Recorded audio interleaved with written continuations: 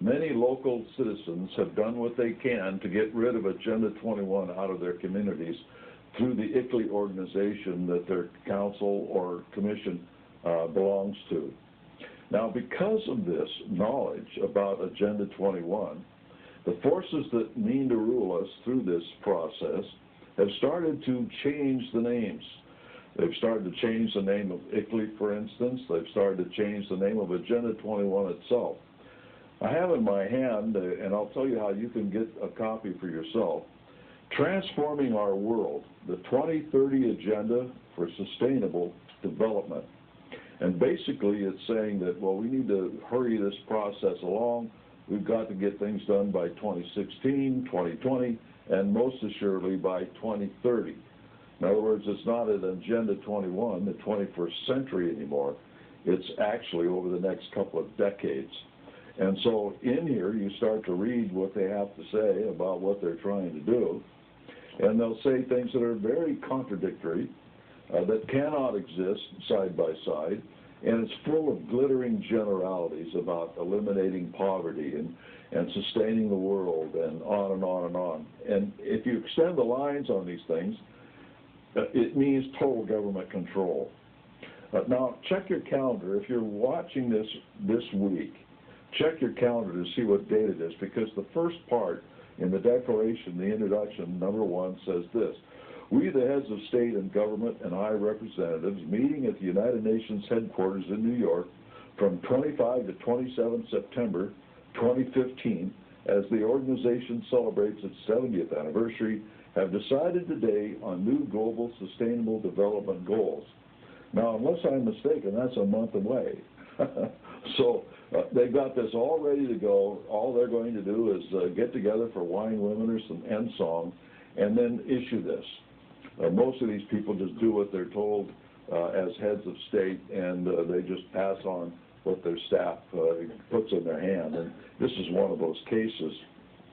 We are committed to achieving sustainable development in its 3 dimensions: economic, social, and environmental, in a balanced and integrated manner. So they want sustainable development in economics. Now figure that one out.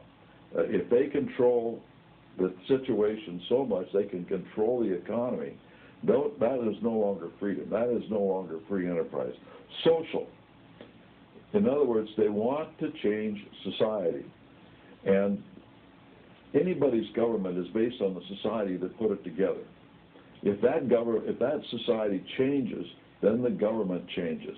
And so Karl Marx knew, as I've said before on these broadcasts, he always called for a social revolution. He knew that society had to change in order to make communism, socialism successful. And then they talk about the environment. But a couple of other things that are in here, just as just to fill you in, it says, it is guided by its purposes and principles of the Charter of the United Nations. It is grounded in the Universal Declaration of Human Rights, that sort of thing. So these declarations of human rights, as I pointed out in my book, International Merger by Foreign Entanglements, on page, for those of you who have a copy, on page 112, it says in these areas where they're giving these rights, in other words, our system is based on the idea that God gave us our rights. Therefore, nobody can legitimately take them away from us, particularly government. The UN and the way it's set up through its charter and its Universal Declaration says we give you the rights, we guarantee you these rights.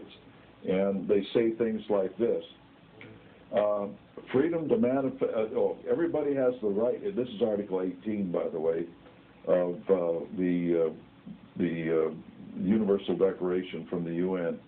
Everyone shall have the right to freedom of thought, conscience, and religion. But then it asserts this: freedom to manifest one's religion or beliefs may be subject only to such limitations as are prescribed by law and are necessary. So the Bill of Rights of Congress says that Congress shall pass no law. These are your rights. They come from God. Congress may not interfere, period. The United Nations says, yes, you have these rights, but we can regulate them, basically is what they're saying. And so it's the same with all of this. They talk about freedom. They talk about independence. They talk about equality and all the rest of it, as long as they are in control.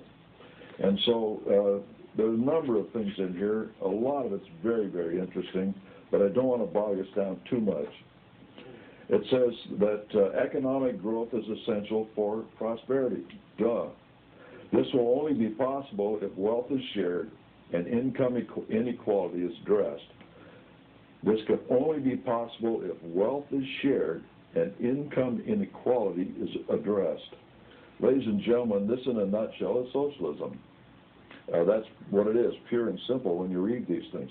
Again, it's done in such a way that they're glittering generalities, but when you think them through, you realize, oh my goodness, they really mean to control everything.